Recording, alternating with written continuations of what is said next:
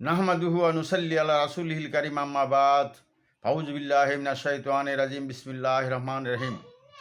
বন্ধুগণ, আমি লেখক, গবেষক, আধ্যাত্মিক সুফি সাধক অধ্যাপক শেখ মোস্তাক মোহাম্মদ মনির, বাংলাদেশ। আমি আজকে আপনাদের সম্মুখে এক অতি জটিল এবং বিরল একটি তথ্য নিয়ে উপস্থিত হয়েছি, আর তা হলো যে এই বিশ্ব ব্রহ্মাণ্ডের সৃষ্টি বলে কিছু নেই। হয়তো কথাটি শুনে আপনাদের মনে হয়তো বিভিন্ন ধরনের প্রশ্ন জাগতে পারে, কিন্তু আমি আমার অভিজ্ঞতার আলোকে এবং বিভিন্ন গবেষণার আলোকে আমি বিষয়টি আপনাদের সম্মুখে আমি সুস্পষ্ট করে দিব। আর যদি এই বিষয়টি কারো ভালো না লাগে তাহলে তারা সরাসরি আমাকে প্রশ্ন করতে পারেন।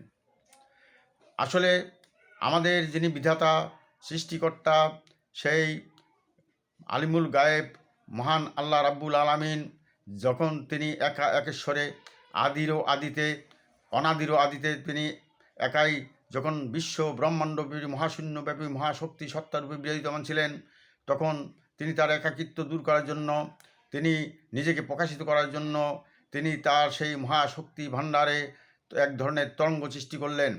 সেই তরঙ্গ ঘাতে এক ধরনের নূরের সৃষ্টি হয়, যে নূরের নাম রাখা হয় মুহাম্মদ, অর্থাৎ চরম পরম প্রশংসিত নূর।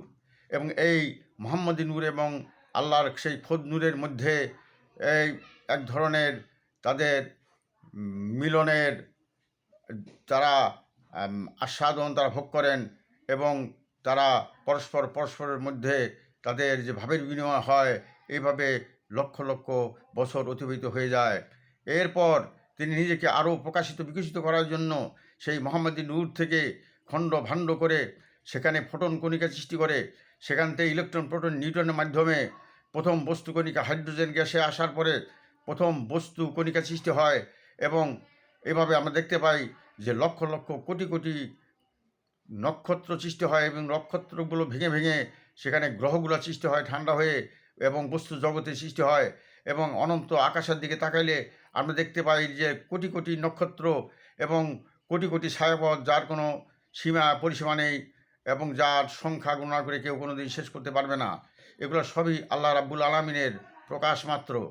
হ্যাঁ, এই ব্যাপারে আল্লাহ রাব্বুল আলামিন আল কোরআনে ঘোষণা করেছেন যে তোমরা যেদিকে তাকাও না কেন সেদিকেই তোমরা আমার চেহারা দেখতে পাবে।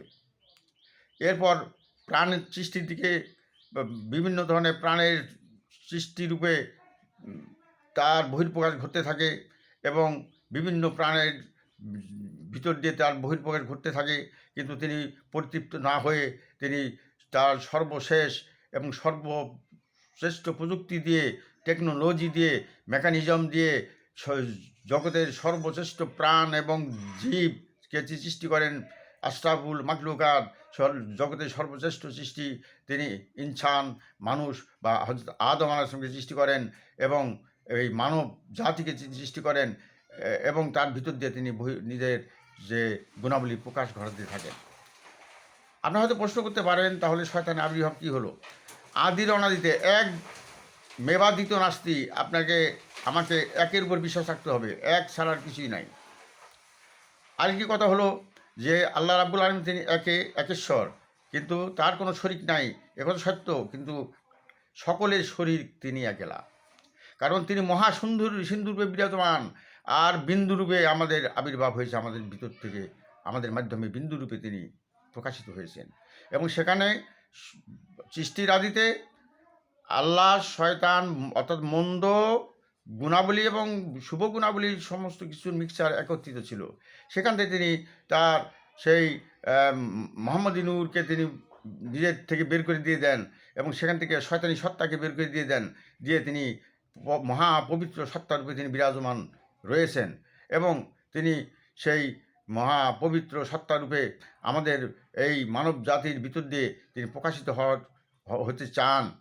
কাজেই আমরা আমাদের যে চেষ্টা প্রচেষ্টা এবং আমাদের সাধনা, আরাধনা, ভজনা, ইবাদত, বন্দিগি, উপাসনা ইত্যাদির মাধ্যমে আমরা আমাদের সেই কুরিপু, সেই শয়তানি রিপুকে যদি বিতাড়িত করে আমরা যদি সেই পাক পবিত্র হইতে পারি, আমরা যদি আমাদের মধ্যে যে বিবেক শক্তিকে জাগ্রত করে, মন্দকে পরিহার করে এবং ভালো গুণাবলীকে গ্রহণ করে যদি আমরা চলতে পারি, তাহলে আমাদের ভিতরে আরেকটি আত্মার উত্থান ঘটবে, সেটাকে বলা হয় পরম আত্মা বা নফসে মুতমাইন্না।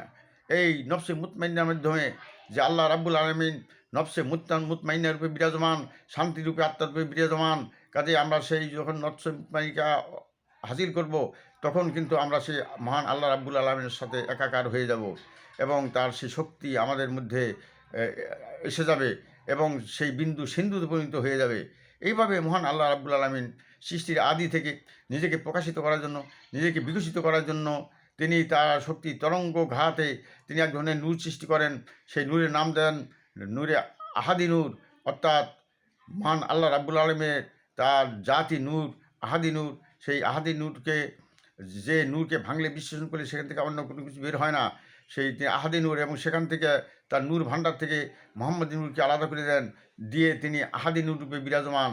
এবং মোহাম্মদী নূরকে ভেঙে টুকরো টুকরো করে ইলেকট্রন, প্রোটন, নিউটন, এবং সেখান থেকে ইলেকট্রন এবং প্রোটন মিলিত হয়ে প্রথম বস্তুকণা হাইড্রোজেন গ্যাসের সৃষ্টি হয় এবং প্রথম বস্তুকণা সৃষ্টি হয়। এবং আমরা আকাশের দিকে তাকাইলে অসংখ্য নক্ষত্ররাজি দেখতে পাই। এগুলো আর কিছুই নয়, এটা হাইড্রোজেন গ্যাসের মহাবলয় মাত্র, যা ভেঙে ভেঙে পরবর্তী সময়ে শীতল হয়ে বস্তু জগতে পরিণত হয়েছে।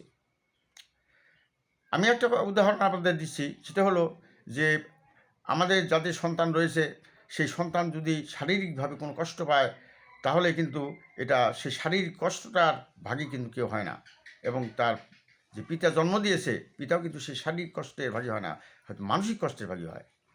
হয়তো মানসিকভাবে সে মর্মাহত হয়, মানসিকভাবে সে দুঃখ পায়, কিন্তু শারীরিক যে কষ্টটুকু, এটুকু কিন্তু তার সন্তানই পায়। এইভাবে যখন আমাদের মহান রাব্বুল আলামিন সেই মহাশক্তি স্তর থেকে যখন আস্তে আস্তে নেমে নেমে যখন সেই বস্তু জগতে নেমে আসেন, এবং বস্তু জগৎ থেকে যখন তিনি প্রাণের সৃষ্টি করেন, এবং সেই প্রাণগুলা যদি কোনো কষ্ট পায়, এবং সেখান থেকে তিনি আশরাফুল মাখলুকাত মানুষকে সৃষ্টি করেন এবং মানব জাতিকে সৃষ্টি করেন।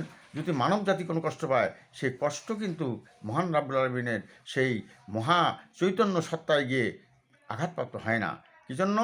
যে এই শিকল প্রক্রিয়ার মাধ্যমে সেই শক্তি তরঙ্গ থেকে, শক্তি স্তর থেকে ধাপে ধাপে স্তরে স্তরে যখন বস্তু জগতে নেমে এসেছে, তখন কিন্তু এটা আলাদা একটা সৃষ্টিতে পরিণত হয়ে যায়, যার টাচ বা স্পর্শ আল্লাহ রাব্বুল আলামিনের কাছে পৌঁছে না, এবং সে কোনো কষ্ট পান না।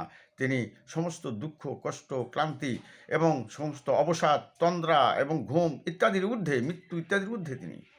সুতরাং আমাদেরকেও এই সর্বনিম্ন স্তর থেকে, এই বস্তু জগতের স্তর থেকে, এই অভিশপ্ত জীবের স্তর থেকে ধাপে ধাপে স্তরে স্তরে আমাদের আত্মশুদ্ধি অর্জন করে, আত্মা ডেভেলপ করে, আত্মাকে পরিপক্ক করে, আত্মাকে উন্নতি ঘটিয়ে যদি আমরা সেই নফসে লাওয়ামা অর্থাৎ বিবেকাত্মার মাধ্যমে যদি আমরা সেই পরমাত্মায় যদি পৌঁছতে পারি, যে পরমাত্মা আমাদের মধ্যে বিরাজমান, তাহলে আমাদের সেই আনন্দময় সত্তা আমাদের মধ্যে প্রকাশিত, বিকশিত হয়ে যাবে।